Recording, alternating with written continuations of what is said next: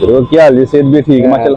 ਕਿੱਥੇ ਜਾ ਰਹੇ ਹੋ? ਕੰਮ ਕਰਾਉਣ ਚੱਲੇ ਆ ਬੈਕਗ੍ਰਾਉਂਡ। ਅਗਲੀ ਬ੍ਰੇਕ ਵੀ ਕੋਈ ਨਹੀਂ ਇਹਦੀ, ਪਿਛਲੀ ਬ੍ਰੇਕ ਲਾਓ ਲੱਗਦੀ, ਪਿਛਲੀ ਬ੍ਰੇਕ ਵੀ ਕੋਈ ਨਹੀਂ ਵੀ ਇਹਦੇ ਕੰਮ ਸ਼ਮ ਦੀ ਸੁਣਾਓ। ਠੰਡੇ ਮੱਠੇ ਅਸੀਂ ਨਾ ਤੁਹਾਡੇ ਤੇ ਬਹੁਤ ਜ਼ਿਆਦਾ ਖੁਸ਼ ਹਾਂ ਕਿ ਜਿੰਦੇ ਤੁਹਾਨੂੰ ਵੇਖਣ ਦੇ ਆ ਤੁਸੀਂ ਇਸ ਤਰ੍ਹਾਂ ਮਿਹਨਤ ਕਰਦੇ ਪਏ।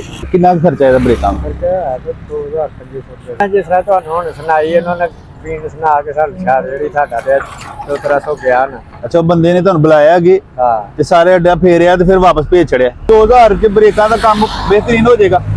ਮੈਂ ਕਹਿੰਦਾ ਵੀ ਤੁਹਾਡੇ ਦਿਹਾੜੀ ਛੜੀ ਲੱਗੀ ਅੱਜ ਨਹੀਂ ਲੱਗੀ? ਤੁਹਾਡਾ ਤੁਸੀਂ ਦੁਆ ਕਰ ਦਿਹਾੜੀ ਵੀ ਨਹੀਂ ਲੱਗੀ? ਅਜੇ ਤੱਕ ਕਰੋ ਚਲ ਅੱਲਾ ਦੀ ਦਿਹਾੜੀ ਲਵਾ ਦੇਣੀ।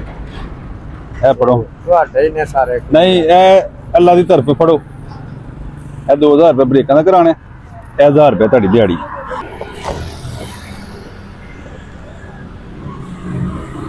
अस्सलाम वालेकुम।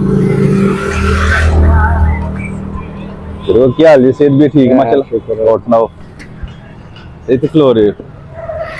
ਚੱਲੇ ਆ ਕਿਤੇ कितने जा रहे हो? ਕੰਮ ਕਰਾਉਣ ਚੱਲੇ ਆ ਬੈਕਗ੍ਰਾਉਂਡ। ਇਹਦਾ ਰਕਸ਼ੇ ਦਾ ਕੰਮ ਕਰਾਉਣ ਜਾ ਰਹੇ? ਅਗਲੀ ਬ੍ਰੇਕ ਵੀ ਕੋਈ ਨਹੀਂ ਇਹਦੀ, ਇਹ ਆਉਂਦੇ ਟੁੱਟ ਗਈ ਇਹਦੀ ਤੋੜ ਪਿਛਲੀ ਬ੍ਰੇਕ ਬਸ ਲਾਉਂਦੇ ਹੋ ਤੇ ਲੋਡ ਵੀ ਤੁਹਾਡੀ ਰਕਸ਼ੇ ਤੇ ਹੁੰਦਾ ਬੜਾ, ਤੇ ਪਿਛਲੀ ਬ੍ਰੇਕ ਲਾਓ ਲੱਗਦੀ, ਉਹ ਵੀ ਬੜੀ ਥੱਲੇ ਜਾ ਕੇ ਲੱਗਦੀ ਪਈ।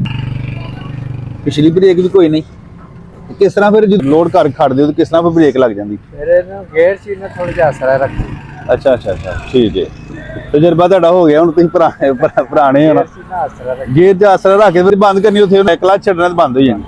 ਚਲੋ ਅੱਲਾਹ ਤਾਲਾ ਤੁਹਾਨੂੰ ਸਿਹਤ ਦੇ 81 ਤਬੀਅਤ ਦੇ ਕੰਮ ਸ਼ਮ